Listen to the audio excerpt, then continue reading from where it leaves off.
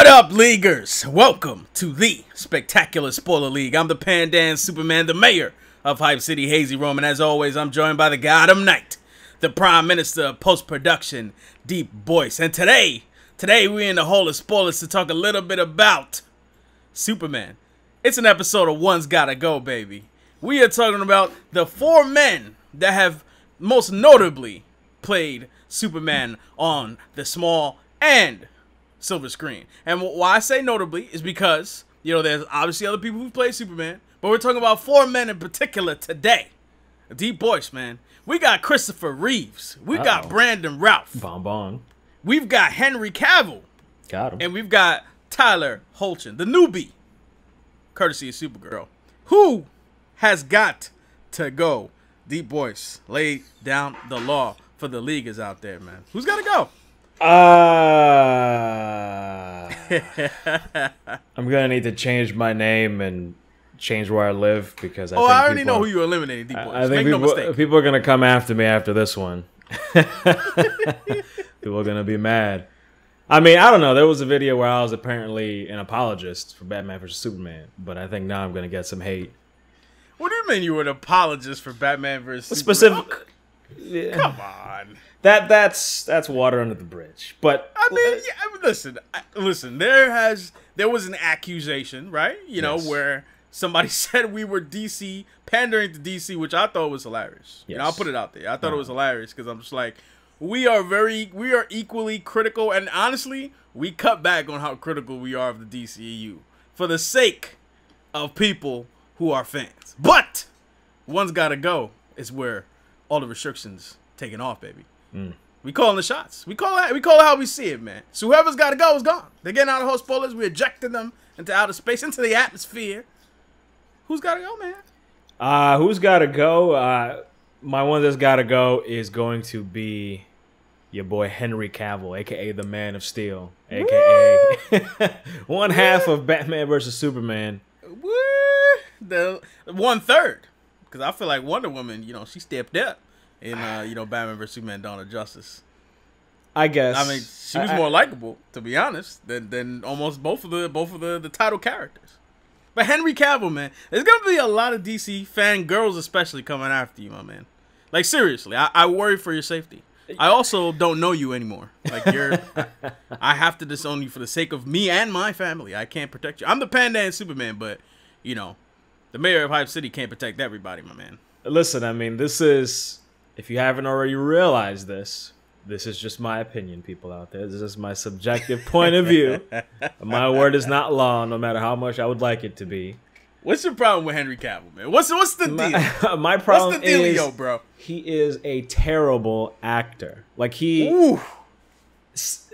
with a lot of superheroes, I think in particular Superman, you have to give off a certain vibe. You have to kind of really. You got to wear the S, and the S doesn't have to wear you. And Henry Cavill is just a dude with a great costume. You know, he's a good-looking dude. He's in crazy shape.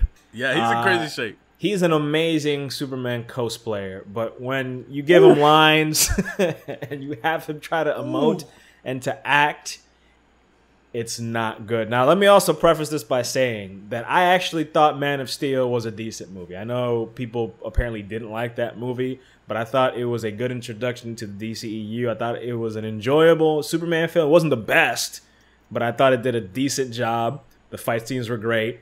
And Henry S. Goyer did a good job masking... David Goyer, my bad. He did a good he did a good job masking Henry Cavill's weaknesses. But when you hand him over to Zack Snyder and you put him in Batman vs. Superman, he fell apart.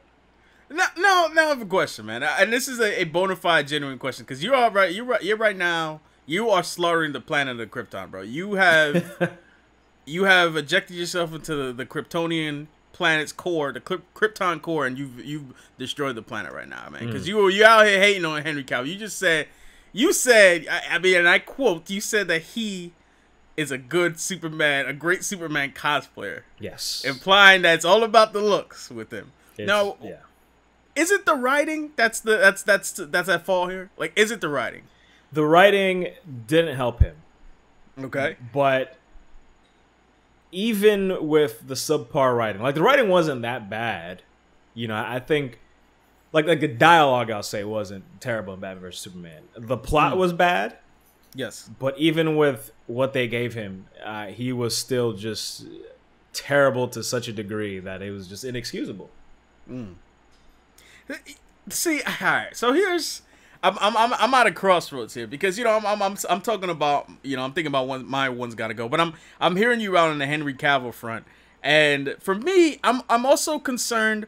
I am in agreement with you. I think he has a lot of flaws to work out as Superman and to be as an actor and as Superman. To be honest with you, I think that's made clear when you see him in movies like the Man from U.N.C.L.E., I believe that movie's called. Yeah. And I felt that, you know, he was almost miscast as the character that he played in. I don't even remember the name of the character. Yeah. But, you know, with Henry Cavill, I also feel like it's the tone that they were going for Superman.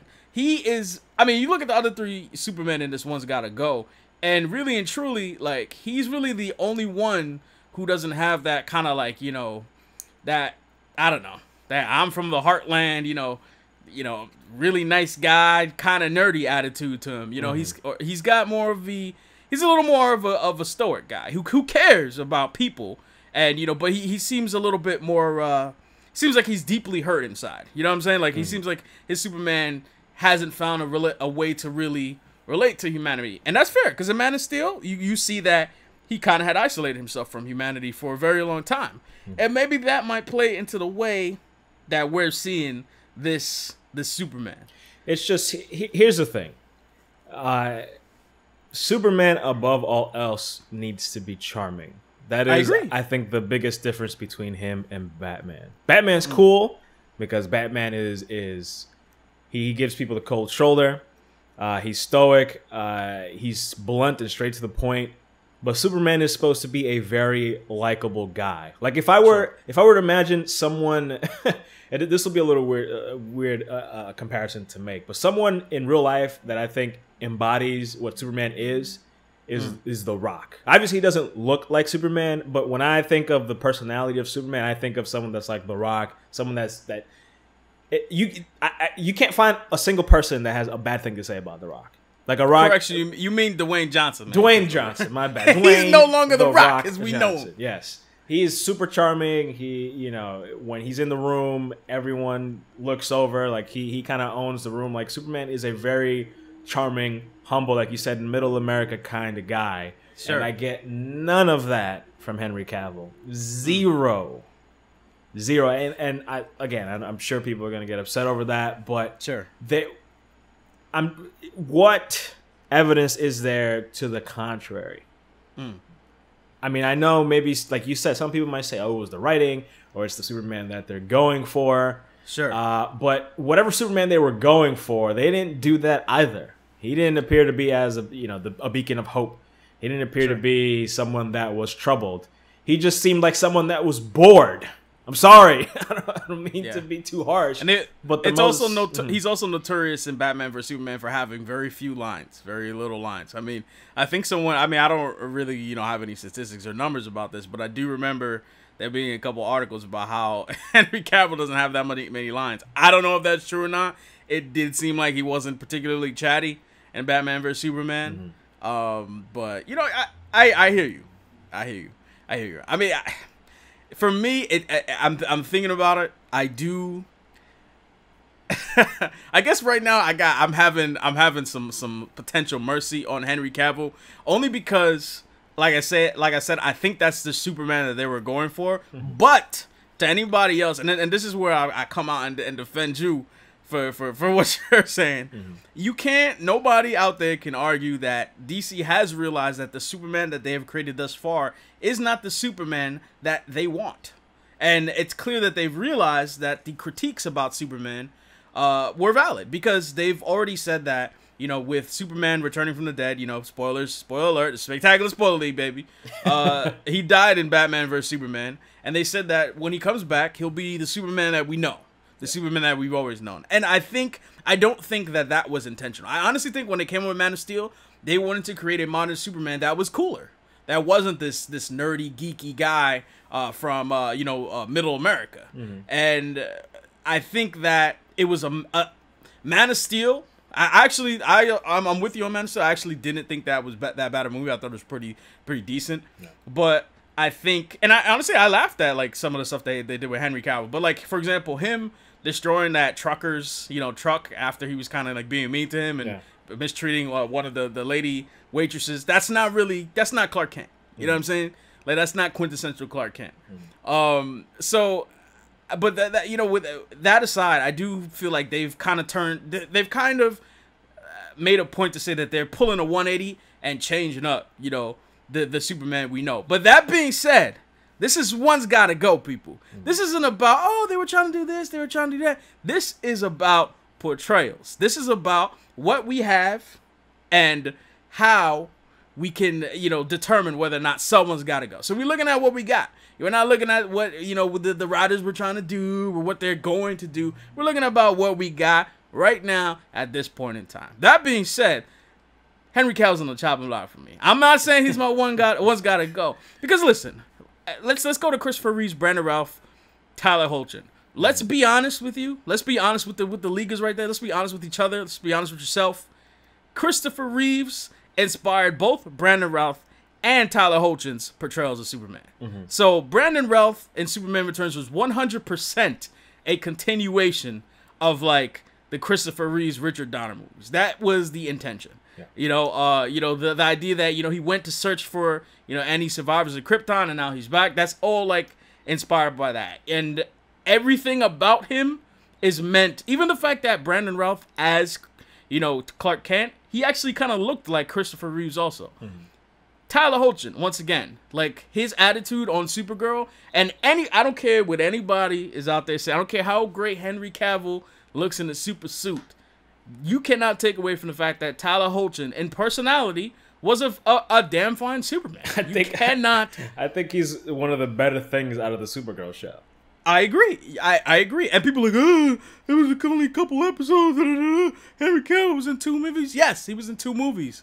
Both movies were maligned for portrayals of Superman.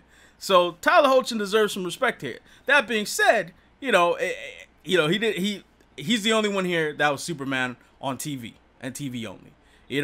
Once again, we are admittedly saying Henry Cavill has the best. Like, there's no argument. He has the best Superman physique of all time. Yes. There's no one that even comes close. You know what I'm saying? But the bottom line is, I'm putting out Christopher Reeves out of this conversation because, like I said, he inspired the other 2 Supermen on this list. Now, Brandon Routh, man. I got to talk about Brandon Routh because there's a lot of people who hate on Superman Returns. But unequivocally, you cannot, I don't care what anybody says, you cannot sit here and tell me that Brandon Routh was a problem with Superman Returns. It was very much the writing. Him and Lex Luthor, fantastico. The storyline, garbage. Yeah, garbage. Get that out of here. Yeah, that movie was boring. It was boring. It was boring. It was boring. But I thought he did an okay job as Superman, to be honest with you. I mean, he was a little I guess subdued in the role, but he wasn't bad at all in my opinion. Yeah, and that's why, for me, and this is see, you have thrown Henry Cavill into the garbage disposal. You've grinded him up. You've chewed him up, spit him out.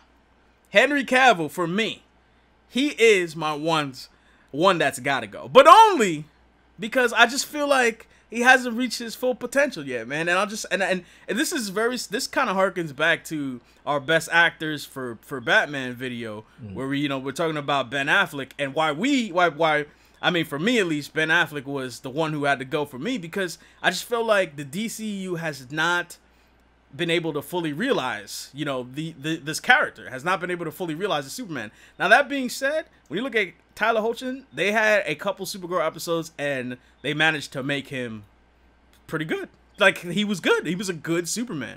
And people were getting upset. Like, I was on Twitter and people were getting upset when you compare Tyler Hoechlin to Henry Cavill. Like, oh, it's only a couple episodes. It's only a few minutes that he's been playing Superman. Henry Cavill had to hold it down for 2 movies. Yes, he had to hold it down for 2 movies. But Christopher Reeves had to hold down Superman for 4 movies. And 2 of those movies, the last 2 in particular, were not very good. Yeah. But no one ever trashed Christopher Reeves and how he portrayed the Superman character. Once again, let me also reiterate, I like Christopher Reeves, like for me, he's the one who's got to stay. But you talking about portrayals of Superman, they had the characterization down of Clark Kent and Superman down. But his power manifestation in the Richard Donner movies, I mean, your man reversed time by going out and reversing the the direction that the planet Earth spins in to save Lois Lane. That don't make any damn sense, Richard Donner. I don't understand that. You know, first of all, that would reap catastrophic results for planet Earth. But you know, this let's be honest, if you look back at Superman in the 80s, super OP. Like Superman was ridiculously OP. It was like, yo, if there was an asteroid coming to Earth, my man's like, yo, I'm just gonna move Earth. Like I'm just gonna move Earth real quick and I'll put it back when I'm finished. Yeah, you know, so Superman in the 80s, that's the reason why people like Hazy and I don't like Superman. Yeah. Superman in the 80s, stronger than the Green Lanterns, faster than the Flash, smarter than Batman, smarter than Lex Luthor. I mean, he can do anything. OP. Can defeat the entire DC universe because they're suddenly evil and he fights them all by himself. He can fly so fast he travels through. I can't do it. Come on, no. Yeah. So I mean, Christopher Reeves, like in terms of like the Superman portrayal, he was exhibiting some ridiculous powers. Like I remember when he was fighting like he was fighting like Zod and like Fiora and I forget the other dude's name at this point, but you know he's fighting them and he takes the S off of his chest somehow and like throws it at one of them. And they get like trapped in like some type of prison. Like I don't know what that was. Like I don't know exactly what that was, but it was just very. He literally like took like he didn't like the S was still there, but it's like he had like a dimension on his chest and just threw it at them. Yeah. They got like trapped in some type of prison. It was pretty funny, but still Christopher Reeves. Like for me, and this one's got to go. It's not about like the power manifestation and you know the abilities they show per se. It's more about the portrayal of Clark Kent, Superman. What's in Superman's heart and what he means for, you know, whoever he encounters, the people he saves. He's a beacon of hope. Yeah. Go ahead. No, I'm sorry. I mean, whether you like it or not, Henry Cavill's Superman has not yet become the beacon of hope that the others kind of exhibit naturally. You know, now that being said, there in Batman vs Superman, I will not deny there are people who looked up to Superman and were, you know, damn near worshiping the dude. But, you know, Henry Cavill Superman still had the weight of the destruction that he wrought in Man of Steel, and that was a poor choice by you know the people who made Man of Steel. But go ahead. Yeah, no, I mean, I'm there with you that I guess the one that's got to stay for me is Christopher Reeves because he is almost the quintessential Superman. Like he's not necessarily the first Superman I think of when I think of like what is a Superman I like watching, but he is definitely up there. And I guess we'll get into it like towards the end of the video as to who my quintessential Superman is. But that's such a good conversation to have. Yeah, definitely. I'm looking forward to that part. Like what Christopher Reeves did, and you know this is tough I guess for a lot of the younger people here, but Christopher Reeves was a big deal as Superman, like absolutely back in the day. Like Henry Cavill wishes he was as well known and as well beloved as Christopher Reeves was when he was wearing those spandex. And look, again, Henry Cavill has a much better suit, but Christopher Reeves was super popular, super over. Like that character, those movies were a big deal back then. For real. And yes, a lot of them, they had some corny things, and some of them weren't even that good. But still, when people thought Superman, they thought Christopher Reeves. I mean, he embodied, and those movies embodied classic quintessential Superman, which, you know, with some of these characters, you don't always have to do that. Sure. And I don't want to talk too much about Batman vs. Superman. You know, I understand if they're trying to do something a little different with Superman, and that is fine with me, but I felt like their approach was kind of half-assed. Sure. And they were trying to modernize Superman, and I give them credit for that because Superman has bored the crap out of me for many years. Like I gotta be honest with you. Yeah, but it's just I to this day I don't know what it is that they were really going for and trying to modernize Superman and Batman vs Superman. I see kernels of ideas, but they didn't execute them at all. They didn't go with the idea that Superman is like you said, worshipped like a god by some people. They didn't go far enough with this idea that Superman can't be trusted. They didn't go far enough with in Man of Steel and Batman vs Superman. Batman vs Superman. You don't think that? I mean, the whole plot was centered around the idea that he was Batman was centered around not trusting Superman. But I don't know what people didn't either. Right, the whole court thing. That was just one senator, and that was just for them to set up a scene, which was interesting at first. But then when the courtroom blew up, what do they do afterwards? Superman flies away. He's like, "Oh man, that sucks. Oh wow." I agree. They kind of left that hanging. And then he goes to Lois Lane. Lois Lane is not even all that worried about it. She's like, "Man, forget about it. Don't worry about it. They don't know what you're all about." And he's like, "I don't know. Maybe I'll just stop being Superman." Like a whole courtroom blew up. Like 50 people died. And you cut to the scene where they're just having this conversation like it's like he spilled nacho cheese on his shirt in the movies or something. Like, I mean, come on. Hey, that's a serious deal when that happens. That is. I'll be showing a lot of emotion when that happens. All right. I don't know about. Don't be talking about Henry Cavill and him spilling nachos because I know when I spill nachos, I'm like, no. I'm like Luke Skywalker. He finds out Darth Vader's his dad. No. But it's just again they had interesting kernels, like interesting ideas, like the start for ideas, but when it was time to shoot the shot, they missed. That to me signifies like Henry Cavill's performance in that movie, which again is it's a whole crew. It's not entirely his fault, but whatever it is that they gave him, I don't know what he was thinking. I didn't know what it was he was trying to portray, or at any point in time in the movie. Not even when Lex Luthor's like, "Yo, I'm gonna kill your mom if you don't go kill Superman." Listen, man, you gotta save Martha, man. That was probably the most emotion he showed in the whole movie. But I'm saying when Lex Luthor is telling him his plan, and Henry Cavill's like, "Why I oughta? All right, fine." Like this is his mom. This is his mom that is held hostage. She might die, and he's just a grimace, and he flies off.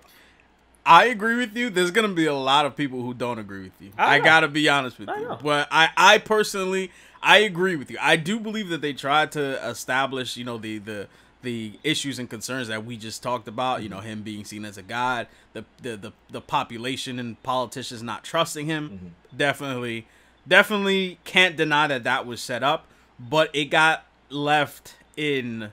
It was torn asunder by the last 2/3 of the movie. Like the first third of the movie really hit that on the nail. Yeah. The last 2/3, kind of just they did lose that. Yeah, that's true. Yeah, like kind of like a tale of two movies in that respect. Let me just let me clarify. Let me just be clear. The idea, I was with it, but what they ultimately brought out, I was not with it. Like the beginning of the because movie, we all wanted accountability for what happened in Man of Steel. Yeah, everybody wanted that. We all did. Like the beginning of the movie, I thought was great. I like the beginning first part where it cuts back to Man of Steel, and you see Bruce Wayne. And you see it from like our perspective if we were there. Great way to start. And then they start peppering a few ideas here and there. Sure. But again, not to get too much into Batman and Superman, it just didn't really pan out. And like I know that it's about the way that I feel. It's kind of subjective. It's maybe not based on facts. I mean, one's got to go. One's got to go is both subjective and we try to base it on the evidence presented to us. But we, as people talking on YouTube, hanging out together, we decide what we value as important for this portrayal of Superman. Yeah, that's the bottom line. Because again, a lot of the people that love Henry Cavill, they're probably younger than we are. They don't know a damn thing about Christopher Reeves. And again, when I tell you, there's some people that are older than we are. Oh no, absolutely. That support the DCEU too. Absolutely, but Ask your parents, kids. Ask your parents about Christopher Reeves as Superman. He was a big deal. Trust me, he was a big deal to my parents. And my parents are immigrants. They're not like all that crazy about popular culture, like American popular culture. And like same here for my parents. Yeah, like I mean, once again, they're immigrants too. And part of it obviously has to do with the unfortunate tragedy of him falling off his horse and becoming paralyzed. You know, that's part Christopher of his, Reeves. Rest in peace. Yeah, rest in peace. Rest in peace to Christopher Reeves. But you know, he was known for more than just that. And when you look at Brandon Routh, if I'm just, you know, the movie wasn't great, but I'm just looking at him and his performance, he wasn't, like Hazy said, he wasn't the problem with the movie. And Tyler Hoechlin, you know, Supergirl is, you know, up and down, mostly down sometimes, but I can't really say anything bad about him as Superman. I think that was the thing. Yeah, and that was the thing. We came in. Can't say anything. I couldn't say anything bad about him. And here's the people are trying to get at his physique. I'm like, it's not that bad. Like, if you look at it, in motion. Yeah, and not just that, but like, there's been no, like, Henry Cavill broke the mold for what Superman looks like, but every single Superman in the past has never looked like Henry Cavill. Yeah, and let me also say this with Tyler Hoechlin, he was starting off on a bad foot. There was a lot of negativity when they put out those pictures of him as Superman, and we were even clowning on him. But to go from a deficit to, you know, to I guess, I don't know. I don't know what that even means, but to go from a bad point of view to like, oh, okay, he's not that bad actually, that means a lot. That means a lot in this day and age, because if you come out of the jump, any type of superhero content for whatever reason, like you have a steep hill to climb, and you know people are no longer people don't say anything bad about him anymore. Like now that he's already been on the show, like there's really nothing bad out there in terms of Tyler Hoechlin. But like I said, Henry Cavill. Maybe it's the director. Maybe it's the director and the lines that he give him, but he hasn't really been doing it for me. Justice League will be, and then, you know, the thing about Justice League is it's tough because he's also going to be sharing the screen with all these characters. But Justice League is going to be the next opportunity we get to see them, you know, try and create a Superman that we can get behind. You know what I mean? Try to create a Superman that, you know, isn't maligned like, you know, Henry Cavill was it in Man of Steel and Batman vs Superman. Because when you look at Batman vs Superman, you know, Ben Affleck, he came out unscathed. Gal Gadot came out unscathed. You know, the only two people that really got, you know, any kind of hate were Henry Cavill and Jesse Eisenberg's portrayal as Lex Luthor. Yeah. Which, honestly, it was wacky, but wasn't terrible. It was just, once again, victim of the writing. Yeah. But, you know, Henry Cavill, the fans of Henry Cavill, the fans of this, you know, DCEU Superman, they're rabid. They're there. But he hasn't won over people who are not, you know, who weren't feeling those two movies. That hasn't been won over, and he has an uphill battle to climb. But DeepBoyce, man, real quick, your quintessential Superman. You mentioned that earlier. I want to know, who's your quintessential Superman? It is the Superman from the animated series. I knew you were gonna say it. I mean, I think he was played by Tim Daly. I'm not sure.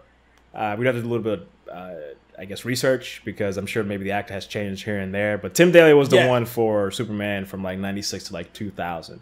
And I'm not the biggest Superman fan, but I really like those cartoons, and I really liked Superman in the animated series, Justice League, and Justice League Unlimited. Yeah, I mean, he was definitely played by Tim Daly. He was also played by, I'm just getting his name real quick, George Newbern, if I'm not mistaken.